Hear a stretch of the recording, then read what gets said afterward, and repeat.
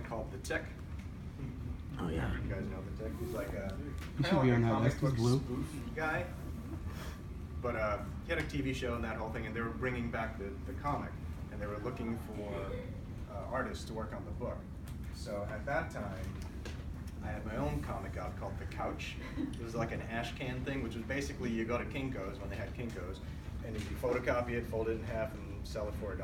So I did that at New England Comics, and the call came out from the publisher saying to all the stores, asking any of the customers come in who knows how to draw, who might want to take a shot at it.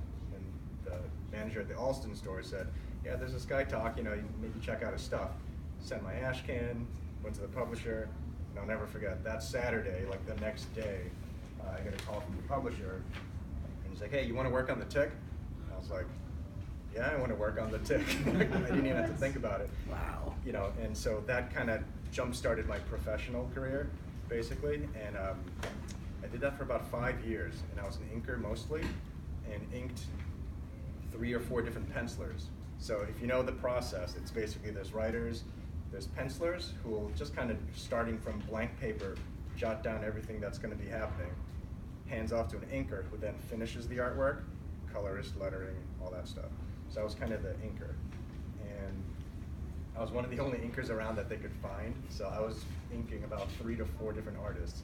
So I'd have to rifle through 8 pages a day, which was pretty rough. Wow. And, but I did it. So because of that, they liked me. They sent me out to shows. So I got to go to Chicago and San Diego and do all those kind of big shows.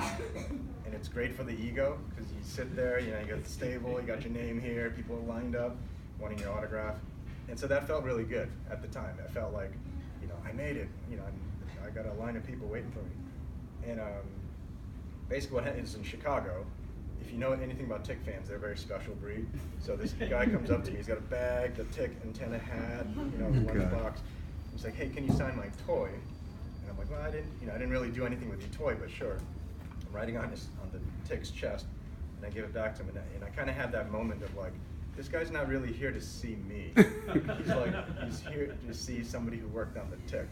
And so that made me feel like I was just kind of part of something, like just a part of a machine, and not necessarily my own person. So at that point, I kind of said, asked myself, like, okay, well, if I really want to do this, what would I write about? And I was like, well, what do I know about the most? And it was basically my life. So I started writing almost like a public diary, starting from a kid growing up in New York in Chinatown as a Japanese kid, and all the weird stories going to Japanese summer camps up in upstate New York, and all these stories that started coming out, putting pen to paper and just putting it out there. At that time, I had met somebody who was starting a newspaper or a magazine called Shovel Magazine, which was the predecessor of the Weekly Dig. And that came out every month. And the guy said, hey, you want to, give me 2 pages a month, whatever you want. It's like, okay. Thought about a character. That's where Secret Asian Man came from. And then just started writing. And didn't really pay attention to, fandom or anything like that. It felt liberating to kind of work on something that was all my own, and to write it, to pencil it and ink it, the whole thing. So I did that for a few years. And every now and then, that's when email was just kind of starting. Check the email, I'd get some, fan mail, hate mail, fan mail, hate mail. And then at that early point, I started kind of veering towards the hate mail. I was like, I kind of like getting this hate mail stuff. So I started getting a little bit more venomous, a little bit more kind of, sharp with my tone. And suddenly, I was kind of thriving off that energy, but I also got support too, just because I thought I was still making good points anyway. And then did that for a few years, and then fast forward again a few more years, I get a call out of the blue from a guy named Ted Rall, who's also a cartoon artist. He's a political kind of cartoon artist, but he's very active in the cartooning community, and he was pushing all the daily syndication companies, like the United Features and King's Features, saying that, how many of you guys read daily newspaper comics?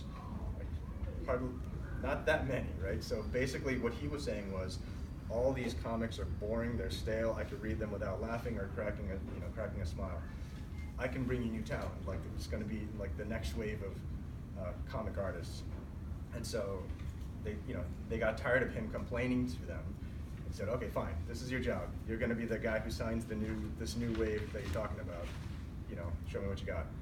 And right then, Aaron McGruder had just stopped doing Boondocks. And so United Features had this giant hole to fill. He was working on the animated series.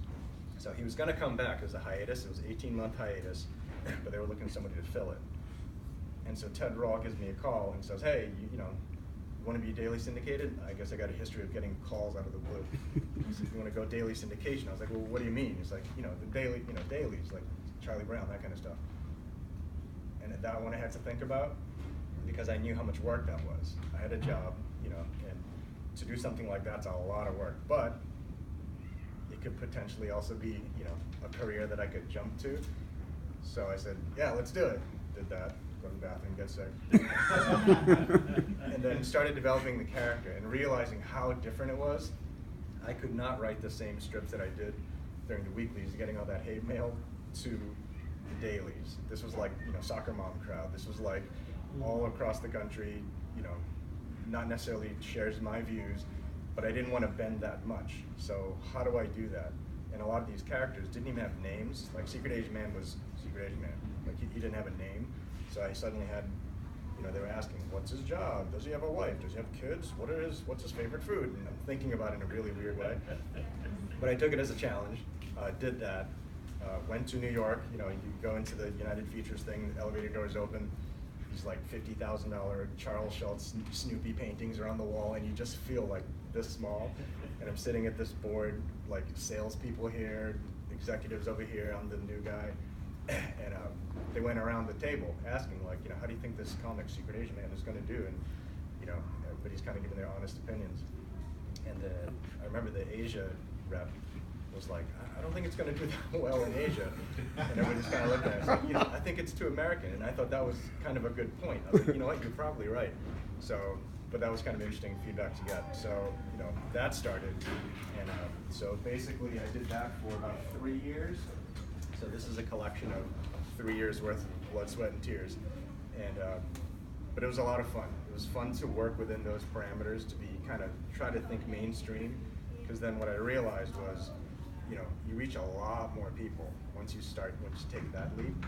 And as long as you can still, you know, as long as dropping F-bombs or anything like that isn't necessarily the point of your strip, you can carry your message a lot further. And that's when I really started realizing, you know, there's a way to you know, tone your work to fit a different audience, and the broader the better, as long as your message is still there. So, you know, that was 3 great years. Towards the end, I had a second kid coming. I wasn't quite in as many papers as I wanted to, so I couldn't necessarily jump, you know, quit my job to do that full time. So I was like, let's call it quits for now. And then just did that, which was great. Went back to weeklies and being able to be a little bit more punchy, like I wanted to. But the whole time meeting a lot of people. So when you work in comics, you meet a lot of really cool people, and you get to work with them in a lot of cool ways. And not just, you know, I work for Marvel and you work for a company. You're working with fellow artists who then want to collaborate and do things outside of the structure of the comics industry, and that's a lot of fun. So, you know, I brought, you guys can come on up, like a lot of different kind of anthologies that I've worked with. So this one's called the Guan Anthology. This one's the APB, which is Artists Against Police Brutality. So it's, you know, from across the country, just artists who want to contribute and, you know, for a common cause. And it was good to find other artists who thought that way. Secret Identities was like a collection of Asian American heroes, like original heroes, recognizing that there aren't many Asian American characters that people could just rattle off the top of their head. So we wanted to create some. So that's what this was about. Super cool. So yeah, I mean, that's, got to work on a book with George Takei, which was kind of fun. Wow. It's like right at the end. Did you get to meet him? I did not get to meet him, no. Someday. Get it autographed. But I mean, that's kind of generally it, you know, and a lot of it is, you know, the journey has basically been, you know, I feel like I got lucky in the beginning in a lot of ways. Met a lot of great people. You know, I went around the country talking to a lot of colleges and, you know, mostly Asian kind of groups, student groups, activist groups, and really meeting a lot of great people because of this comic. And you can talk about a lot of serious subjects through a comic because it's very disarming. You almost can't resist reading a comic. You know, you see a big page of text and you can just kind of push that away, but a comic you can always read. So, you know, I think that's where I found my love, is basically the activism portion of the comics genre. So now I'm kind of looking at, I've been a little bit on a hiatus for a little while, so I've been trying to, well, you know, what's that next project that I really want to take on? So that's kind of where I am at right now. So meanwhile, I teach comics class in Cohasset, because Cohasset can use a little culture, so. Absolutely. I just came from my last class today. So, And you have a con. You should plug your con. I do. I have the South Shore